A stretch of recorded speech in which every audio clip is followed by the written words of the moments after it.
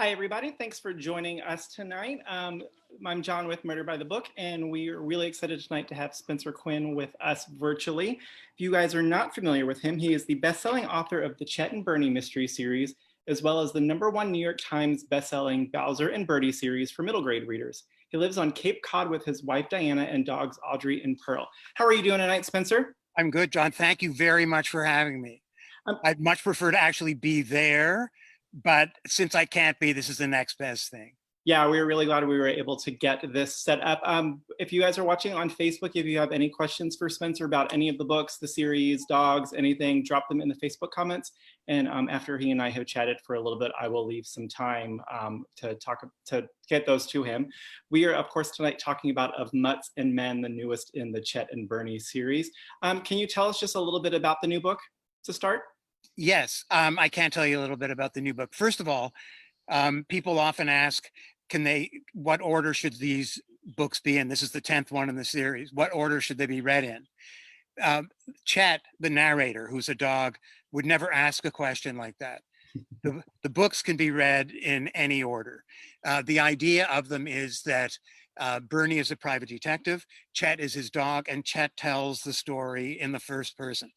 This is the most, if the series works, and maybe we have to write 20 or 30 more to find out, but if the series works, it's because Chet is not a talking dog. He's not a human wrapped up in a dog suit. He doesn't know anything he shouldn't know. He doesn't know anything about Mozart or anything else he shouldn't know. He's as purely canine as I could make him. But that ends up making him kind of an unreliable narrator. And when you marry the unreliable narrator to the fairly strict plot of a conventional mystery, which has to do with the collecting of clues and making them in some sort of logical order and then coming to a conclusion. Well, Chet doesn't do logical order. So that's his unreliability is from that, but his senses of hearing and smell are so spectacularly good that at other times he's way ahead of where logic might mistake him. So that's the idea of the whole series. So Chet narrates Of Mutts and Men. I would say the engine that makes the whole series go is the love between Chet and Bernie, Chet the dog, Bernie the detective. But each book is kind of about that and develops it more and deepens it more. But Of Mutts and Men, each book also has a specific plot. Sometimes these thematic things come to me. I wake up in the middle of the night and I have one for some, like my mind has gone fishing while I'm sleeping and hooked one. But this didn't. Anyone who's read any of the books in the series knows that Bernie, the detective, they take place in Arizona, which is known for its desert, of course. And Bernie, the detective, is very worried about the water supply out there. Like, he reacts very poorly when they drive past a golf course and all the sprinklers are on and everything is very green. So lurking in the background has always been his environmental concern. And one day, a couple years ago, I saw a tiny little article in the newspaper, and it said that in Central California wine country, a mysterious buyer was buying up a lot of vineyards and paying far above the market rate for what those vineyards should be worth, and much more than you would ever be able to recoup selling wine. And eventually it was discovered that what they were really buying up was the water underneath, and that the buyer turned out to be the huge endowment of a large Northeastern university. So this little newspaper article like this, and I thought, whoa, thank you. Thank you, huge university with huge endowment. Because that's, now, of course, I change it all around and bend and shape it, but that was kind of the inspiration for what the book, in fact, would be about. And yeah, so there's a long, long answer to your question. So what was the inspiration for the series itself? What made you decide to write, like you said, kind of a very kind of usual detective PI novel and then have a dog narrate part of it? Where did that idea come from? There's two answers. One is the true one and one is the false one. Let's go with the true one. Maybe in the question period, someone will ask for the false one. The true one is, okay, so I'm at home right now on our deck. And so I'm very close to the kitchen. And one night at dinner, my wife said, you should do something with dogs. And, I've had dogs in a lot of my crime fiction written under Peter Abrahams, like Oblivion. There's a dog called Buster. And in my Echo Falls series for middle graders, there's a dog called Nigel. These dogs had kind of walk-on roles or trot-on roles. You never saw inside them. All my writing at that time was in the third person, but they were important, and I loved writing dogs, but I knew right away that that's not what my wife meant. I kind of had the idea that she was thinking much more dog-centric.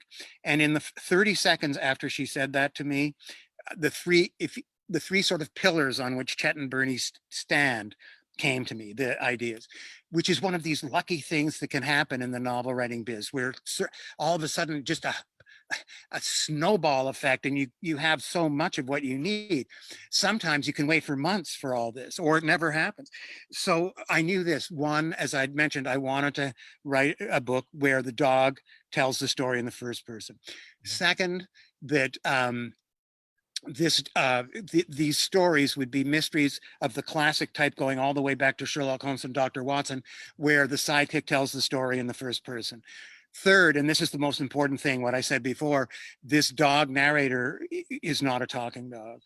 So there's a dramatic irony that sets itself up automatically then, because you understand why he's doing things that he's doing, but no one else necessarily does, although Bernie comes closest. So I went over to my office, where the Wi-Fi doesn't seem to be working tonight. That's why I'm out on the deck. And I wrote the first page of what became Doggone It, the first book in the series. I brought it back to the kitchen. My wife read it, and we voted 2-0 that it worked. So, well, a good thing that the kids weren't home. We could have lost 4-2, and there'd be no Chet and Bernie mystery series. So that's how it began. So when you started with Doggone It, did you envision that this was going to go, 10 books, or were you just kind of planning one to see what would happen? I was planning just seeing if I could do one. Mm-hmm. That's it's like you set off on your little rowboat, and maybe you've charted, the first 200 or 300 yards of the journey, but when you're half mile out, you're all in the unknown. So I had no idea. It's been a blessing what happened. And part of it is, and a lot of Murder by the Book customers are very familiar with mystery series, of course, experts at them, because the store is one of the very top ones in the country, in the mystery field. And I'm sure a lot of your customers have this feeling where, they read book one of a series and they loved it. And then book two, they liked it a lot. Book three, kind of, they had to push themselves, and maybe they didn't bother with book four. Well, what happens is the writer is running out of gas, and it's very, very hard to fake that, to fake the gas. I mean, no matter how much technique you have, to make it live on the page and just do that little vibrating thing, it's very hard to do that if it's not coming naturally. Well, with this, what I found I just love writing this voice, and I love it more now than as I begun to figure out everything, or not everything, but much more that you could do with it that I hadn't even thought possible in the beginning, that I think it stayed fresh. And as long as it stays fresh and I don't ever sense myself having to push Chet and Bernie, then I'm going to keep doing it. That's great, because like you said, you can definitely tell sometimes with long running series where authors, they might be tired of it, but not ready to put it down quite yet. So what kind of research do you do to kind of get into a dog's perspective? Do you talk to like animal behavioralists, or you just kind of observe your own dogs? Okay, the second is the answer. I observe my own dogs. So we've always had dogs, and over in my office, which is over there, it's on a second floor, and out of the window we're overlooking a salt marsh. I don't know if you can hear the birds right now, but so a writer often is just staring out the window, waiting and waiting. And all these years of staring out the window, there were the dogs doing what they do. Like if a coyote comes up out of the marsh across the lawn, or if they're chasing squirrels, or if they're just lying around, or if they're going to go see the mailman. And if it's not the mailman who gives them their treats, how soon is it going to take them to figure that out? And all this stuff. So I figured I learned it by osmosis. I did research into a few things. One was dog vision. I knew that hearing and smell were going to be much more important, which was a big challenge, but there's a big payoff too. In other words, the senses through which the reader is kind of getting these stories are Chet's go-to senses, which are not sight, it's smell and hearing. And so I, so that was, tremendously important to me. And to follow that, you're sometimes way ahead of where you would be with the visual. Let me pull up my notes here. Yeah, just remind me, because I didn't answer your question very well, because remind me of what it was exactly, because I was circling. Oh, I was, no, you got there. I was asking about what kind of research, if you did like. Yeah, so what I did, and what I found out in Vision was what I was hoping to find out, that the total results aren't clear yet. There's some disputes about about the spectrum and a bunch of other things. Night vision, their night vision is obviously pretty good, better than ours. But there's but what a writer wants to see is that it's not clearly resolved, because then you can say pretty much anything and no one can correct you. So I did that. So that's what I did on dog research. In terms of the individual books, in this book, I would say of Mutts and Men is probably the only mystery ever written where perched aquifers, which is a specific type of aquifer, is a big plot point. And also maybe the only one with dueling hydrologists. So, when we talk to authors who do like historical mysteries or kind of like Lee Child, the guys that do like the big kind of fast-paced thrillers, they always tell us that, if they get a historical detail wrong or if they get the guns wrong, readers will tell them, hey, you didn't get this right. Do you have people ever tell you that they don't think that you got the dog voice right? Oh, no, that never happens. Yeah. I think one of the, the dog voice is, I think, one of the things that I hear over and over. Not only that, and the whole thing is artifice. And I don't want to talk about the artifice part at all. But Chet affects people. His character, and I didn't design that at all. This series these are not cozies.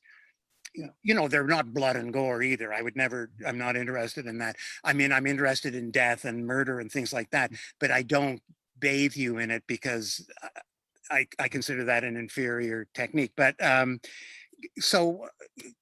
Chet, so dark things happen to Chet, but he bounces quickly back to his reset position. And his reset position is one of joy in life, I think. And I hear from so many readers that that's actually been a sort of comfort to them. So I haven't heard anything where anyone objects to the voice or also, I got an email today from someone who lived in Southern Arizona who said, how come it's, you know it exactly. How are you, but it looks like you're from Massachusetts, born, raised, went to school. True. But I've spent a lot of time there and I try to get things right. So to reverse what you've been talking about, Lee Child and the guns, I make sure the guns are right too. But just to do a little reversal of the flip side, this can be so rewarding. In the third book of the series, To Fetch a Thief, I was, doing my tour and I was in Seattle or Portland, Oregon, I can't remember, but there, an elephant character named Peanut plays a big role in To Fetch a Thief because I wanted Chet and an elephant to be together. And this man came over to me and he said, I'm the guy who takes care of the elephants at the zoo and you got Peanut the elephant right. So something like that happens. Obviously, I spent no time with elephants. So a stroke of luck. Yeah, that's one of the things we hear most for when customers pick up a series is they just come back and they tell us just how much they love Chet and how much they love his voice. So while we're talking about readers, so you have a nice big Stephen King blurb on, oh, it's not on here. It's on one of the other books that you've got a nice big Stephen King blurb on the front of it. And he's a huge fan of the series. Yes. So have you got to meet him? Yes, I have gotten to meet him. I've known him for a long time and he's been a wonderful supporter of all my work, the Peter Abraham's novels and Chet and Bernie. Of course, he's a dog lover himself, and so he read of Mutts and Men and gave us a very nice quote. Yeah, he's awesome. We love that he's such a big thriller fan. Yes, oh, absolutely. Oh, he reads he's on top of the zeitgeist. I think that's true. So what was the impetus for changing your name to Spencer Quinn when you started this Well, series? I didn't officially change it. I mean, should Right. I show my driver's license to the people? No, what happened was, and it's a bit confusing. My agent thought that the series, it was so much different from it. Not just that I was writing in the first person for the first time, but it was in the voice of a dog. It was, the humor in it was lighter than the humor in my other work, and she was worried that it might not find the market she thought was there, and this little rebrand happened. But people soon figured it out, and I didn't really hide it. Everybody knows. So I have this duality, but I think most people know. Yeah. So how did you pick the name Spencer Quinn? I think I can't even remember exactly. It was there was a bunch of names, and that was the winner. Yeah. And so you mentioned, you had done some young books for middle grade readers under the name Peter Abrams. And then just in the last couple of years, you started doing some young reader books featuring dogs under the Spencer Quinn name.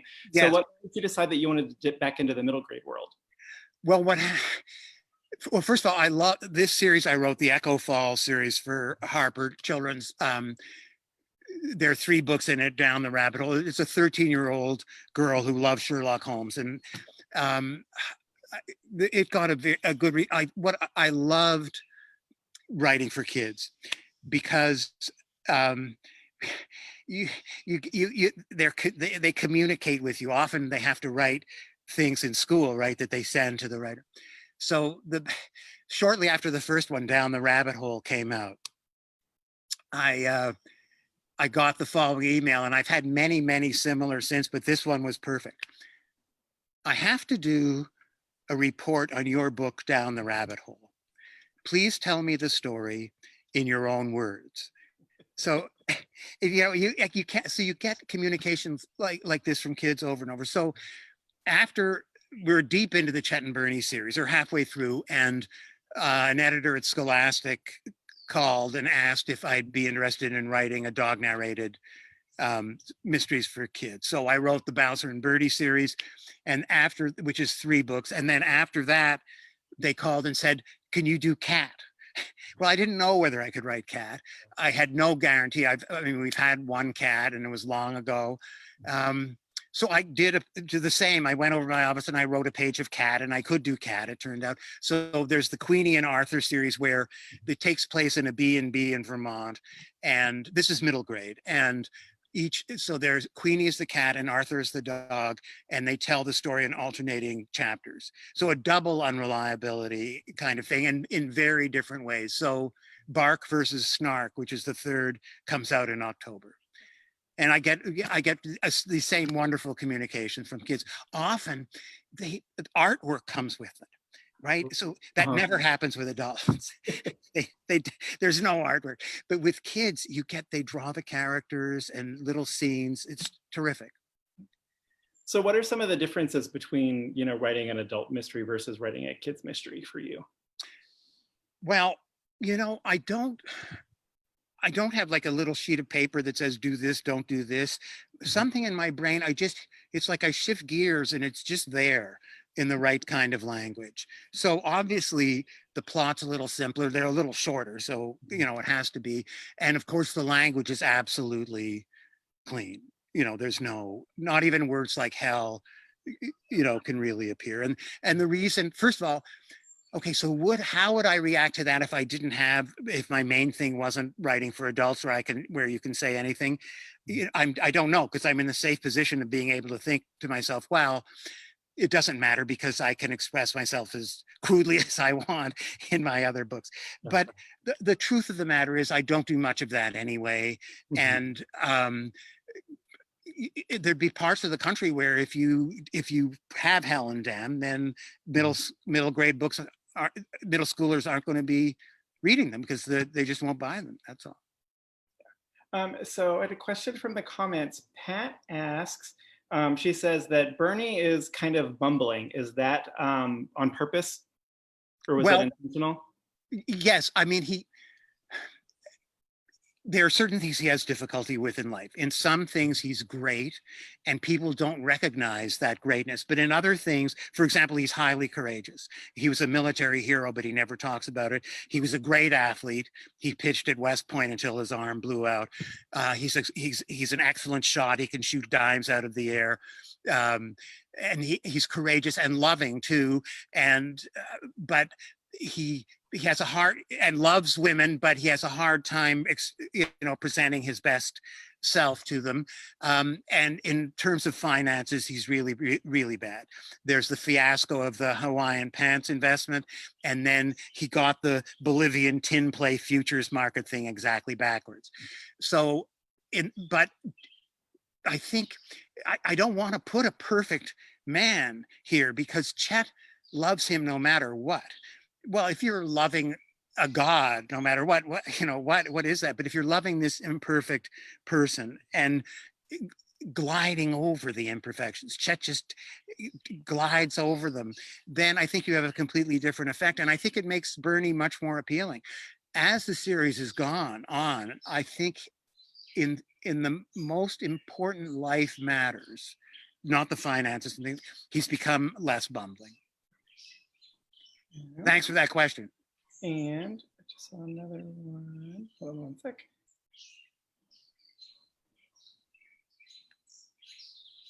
Somebody asked, I didn't see who it was. Oh, there we go. Ryan asks, so this is the 10th book in the series. How old is Chet now?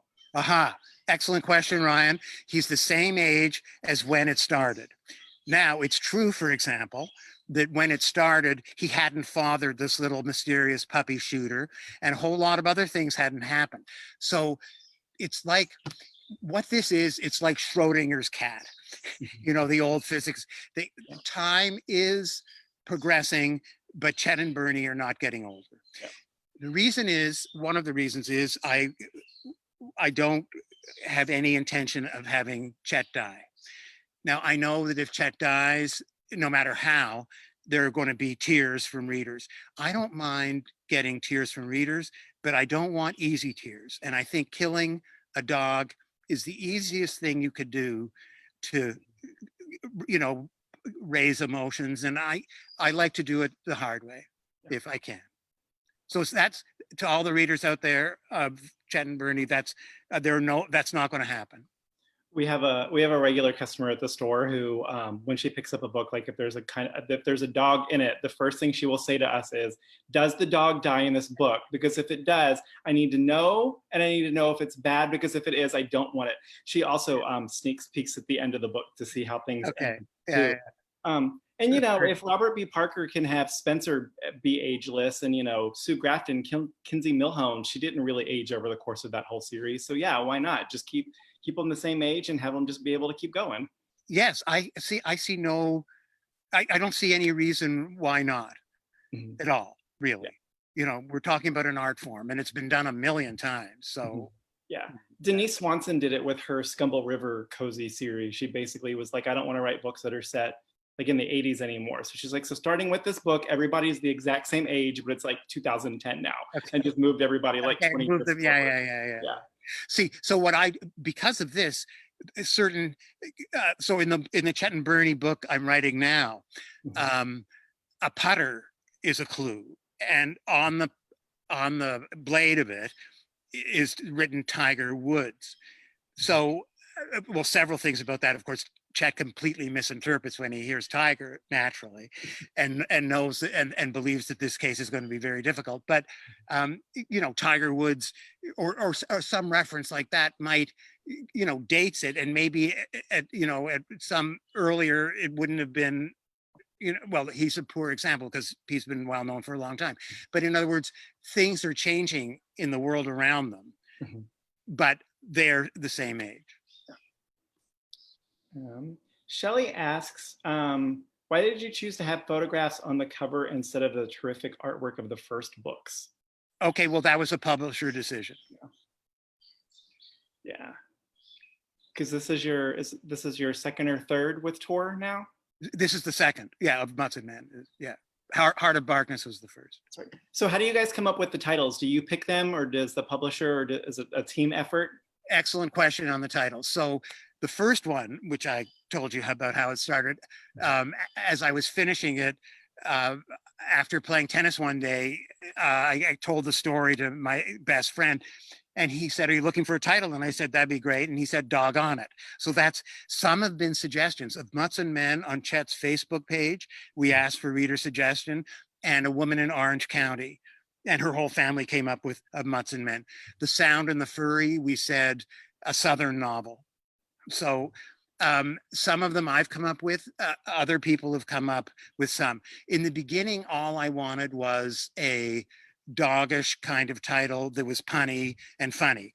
Now, as I began to see, I want to draw readers who are looking, I don't want to put off the kind of reader who thinks this is too light or something like that, because I don't believe it is.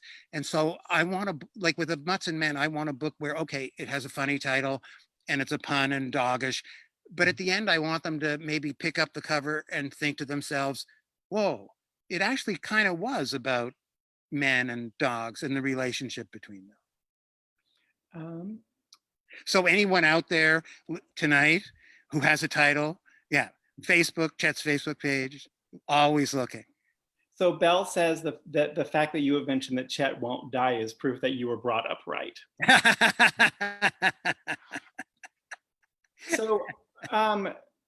So what was the conversation when with the move from bringing up that point, moving from the illustrations to photographs of dogs on the cover?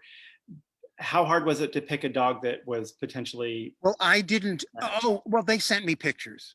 Mm-hmm. They sent me pictures, and I loved this one. So, I had thought we should never, all Chet knows about his appearance is that he's 100 plus, because he hears people talking, 100 plus pounder and his ears don't match. And he's a mix of some kind. And that's all he knows. Yeah. And I wanted, and for a long time, I was content with letting the reader picture that. But a lot of readers said, boy, we'd really like to see a face on thing. So a couple of years ago, you did a book called The Right Side. This was not part of the series. Is there any chance that we might see a sequel to that or characters from that pop up? I get asked that a lot. The Right Side is a novel about a badly damaged female vet coming home from Afghanistan. It's in the third person.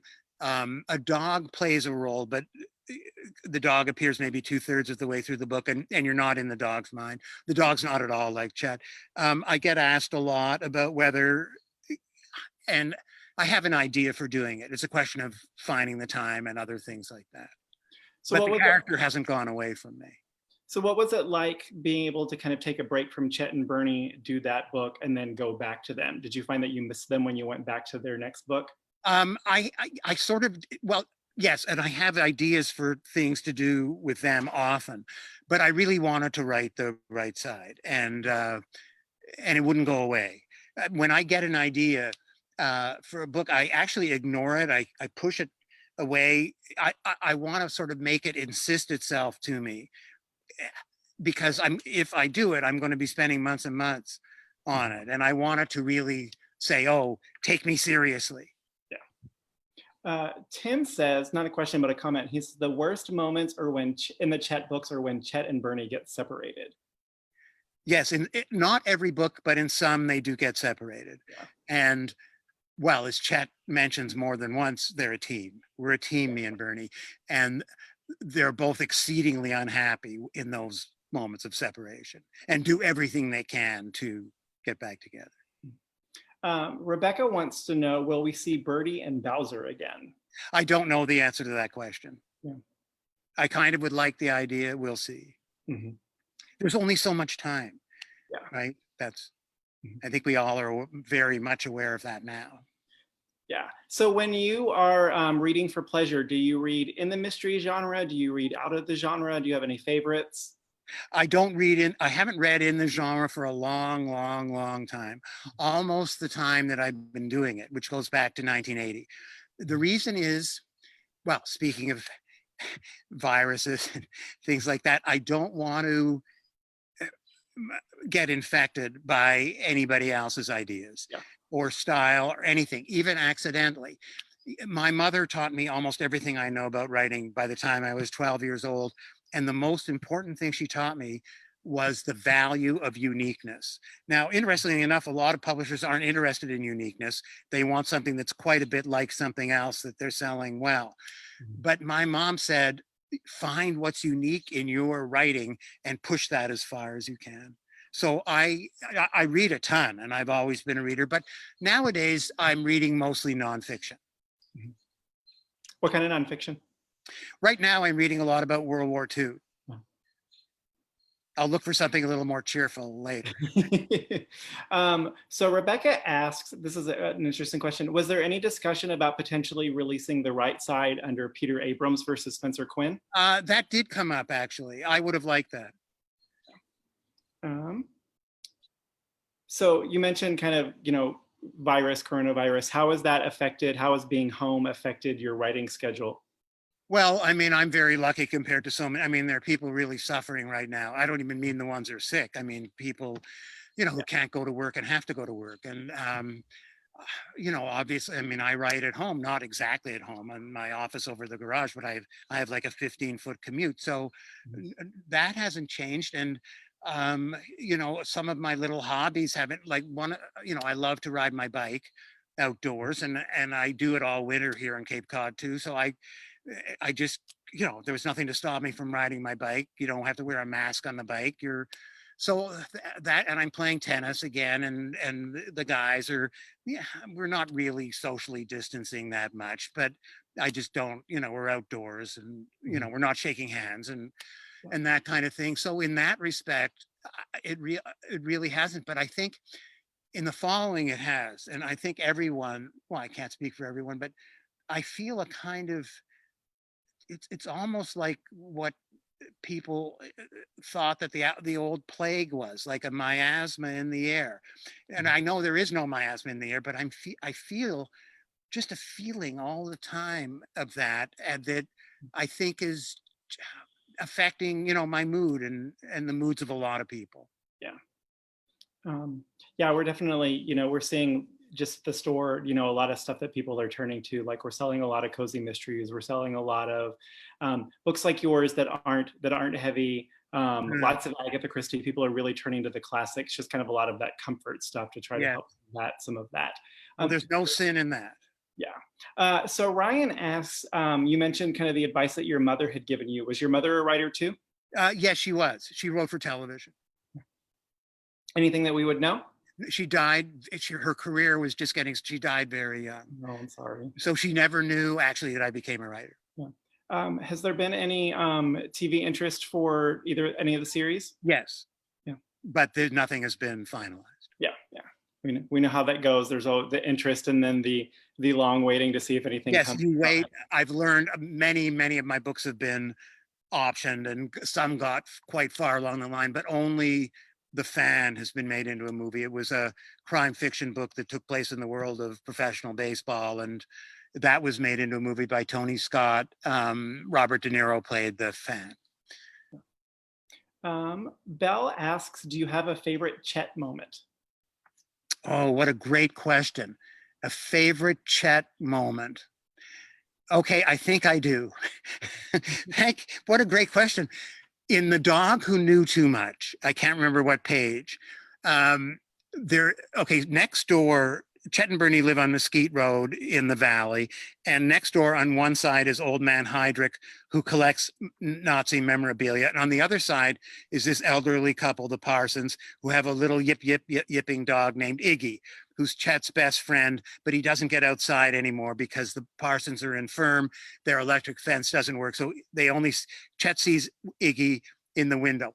But in The Dog Who Knew Too Much, and I can't remember exactly how this was engineered, Chet gets into the Parsons house, and he and Iggy have a kind of insane 3 minutes.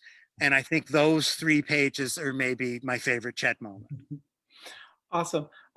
So if you have any more questions in the viewers, guys, go ahead and pop them in there. So what are you working on now? Are you working on the next Chet and Bernie? Yes, I am. I'm almost done. I should be done in about a week or so. I guess that's the upside to not having to be out on the road. You're not trying to potentially finish a book or get a project done before you have to go out on the road. Yes. So always I've gotten them done the next one just before. But this one, yeah, I think knowing I didn't have to go out on the road, which I knew for some time. I mean, everything's been canceled, book festivals, everything. And so, and I guess it had to be, but because of that, the deadline kind of moved itself in my mind, but I'll be done very soon. Rebecca asks, do you have an actor in mind that you imagine would play Bernie? I don't, but a lot of people do, but I don't have one. No. All right. Well, thank you so much for joining us tonight. If you guys tuned in the middle of the event, Facebook will archive it when we're done chatting, so you'll be able to watch the beginning of it. We'll also be uploading it to the store's YouTube account. We've been talking with Spencer Quinn about his new book of Mutts and Men. Just a couple quick store update. We are still closed for browsing, but we're doing curbside pickup and mail orders. We've got a really great event lineup coming up in the next couple of weeks, so definitely check out murderbooks.com for a list of everything that's coming up. Spencer, thank you so much for joining us tonight. It was a pleasure to see you again. I'm sorry we couldn't do it in the store. I hope next year. Yeah, definitely. Standing date for next year. Yes, thank you. Thank you. Thank everybody for being there. I really, really appreciate it. Thanks so much. Have a good evening. Have a good night, everybody.